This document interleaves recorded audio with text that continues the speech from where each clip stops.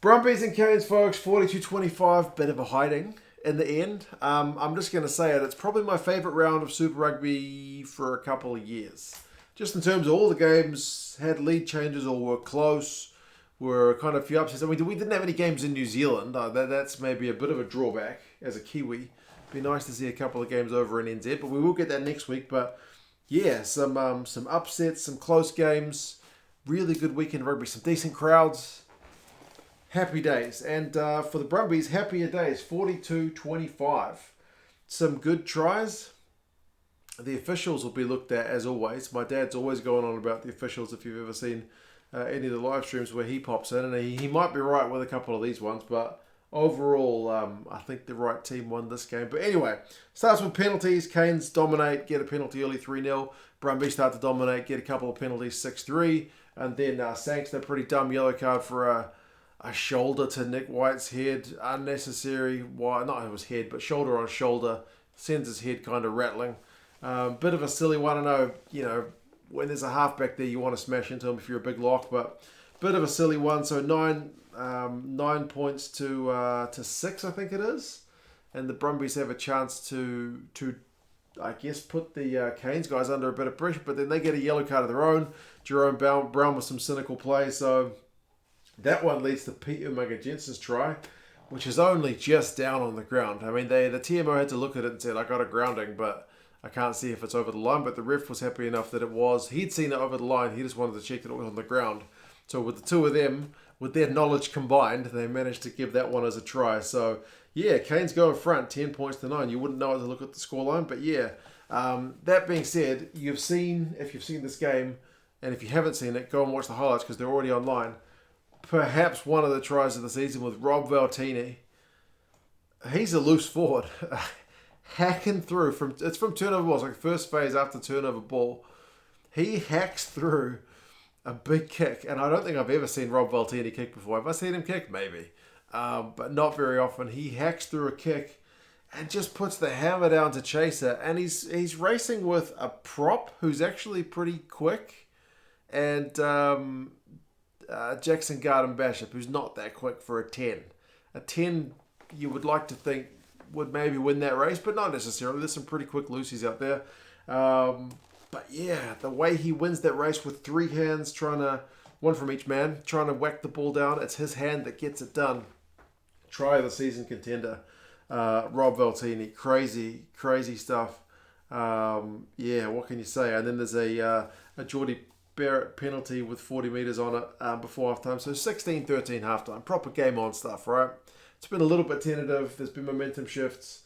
Not a heck of a lot of try scoring, but one really good one. So yeah, possession 57-43 to the Brumbies. Territory 70-30. Oh, sorry, it was to the Canes. 70-30 to the Canes. But the Canes have knocked it on 6 times to 2. The Canes handling is pretty frustrating. And unfortunately, it doesn't get a lot better. Yeah, they're kind of the masters of their own demise at times. That being said, they did get one early on the second half through Reasi. That one was pretty well worked from a line out, kind of a bounce pass. It wasn't necessarily planned that way, but it ends up working out. So they go back in front, so it's another lead change. Brumbies with the maul time. Lonergan goes over, so it's really tit for tat. And the scrum move that sets up the Jerome Brown try is also pretty sweet. Ire Simone has a hand in the build-up with his line to Tom Wright, who gets brought down by the shirt from Blake Gibson. But yeah, some pretty sweet tries from the Brumbies, eh? They get wrongly labelled a team which just mauls it. I mean, the Valtini one's just broken play, and then the Jerome Brown one is a proper set piece bit of magic. So yeah, it wasn't just mauls by any means. And Jackson Garden Bishop, who I also mentioned couldn't beat Valtini in the foot race. Later on, man, he manages to kick a goal line dropout straight out on the full, which I think we've not seen before. It ends up as a 5 metre line out, and wouldn't you know it, the Brumbies are able to spin the ball wide, and Banks is able to go over on his return. Banks did put in a pretty interesting tackle on Julian Savia, I should say, in this game. Dude is going to need to get his tackle height a bit down. Remember, he got his face fractured when he was trying to cut across and just didn't bend at the hips. He went upright. Did kind of the same thing to Savia. Yeah, he didn't manage to do the face-on-face contact, but it was a bit of an awkward-looking tackle. The dude needs to bend. So that's just one to kind of keep in mind. Proctor did get one back for the Canes to at least maybe give them a sniff.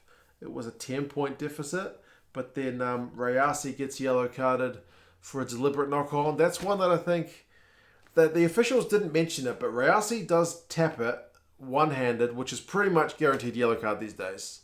I've said it a bunch of times now. The only tournament I've seen them not go for kind of, you're not in a realistic position to catch that ball from a one-handed intercept recently was the Women's Six Nations, where the ref was a little bit more, I want to say reasonable, saying, nah, she might have caught that. You know what I mean? Because you can see players regather one-handed. It does happen from time to time. But Rayasi doesn't get the chance because he kind of gets taken out after he's tapped the ball, so he doesn't get the chance to regather it, but the ref doesn't mention that one iota.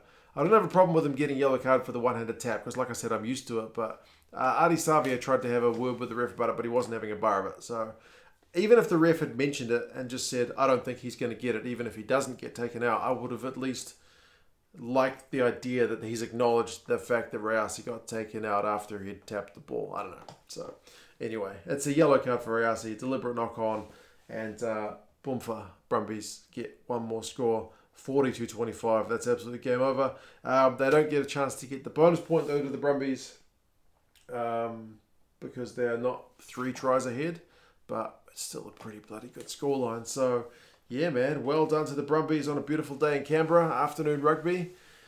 Canes will be peed off with their handling, man, honestly. At times it was pretty frustrating, but you had to admire the Brumbies for the way they stuck at the Canes and just never let them up, eh? Never let them get comfortable. So, I mean, run meters 369 to 481. That's with the Canes. The Canes edge the position and territory, but clean breaks is 4-zip to the Brumbies. That's not a boring side. Mauls is 8-0 to the Brumbies. The guys on the breakdown won't like that. Turnovers conceded 69 to the Canes. That's a killer for them. Just coughed up too much ball. Banks on his return, 54 run meters, a clean break, 4 defenders beaten plus a try, yeah, and puts Julian Savia into touch. Rayasi, 67 run meters, 4 defenders beaten. Sometimes I felt like he was pretty anonymous, but his end of game stats were alright. First half, I don't remember seeing him much. Valtini, that magic try and 16 from 16 tackles. Man, Brumbies have got the Chiefs away next, which is going to be a pretty tasty one. The Hurricanes are home to the Drua. So we will see how things go. Like I mentioned, pretty frustrating effort from the Canes at times. Still scored, a couple of nice tries, as did the Brumbies. So overall, pretty chuffed with how the weekend went. But yeah, as always, you guys have any thoughts? And I'll talk to you guys again soon. See you later.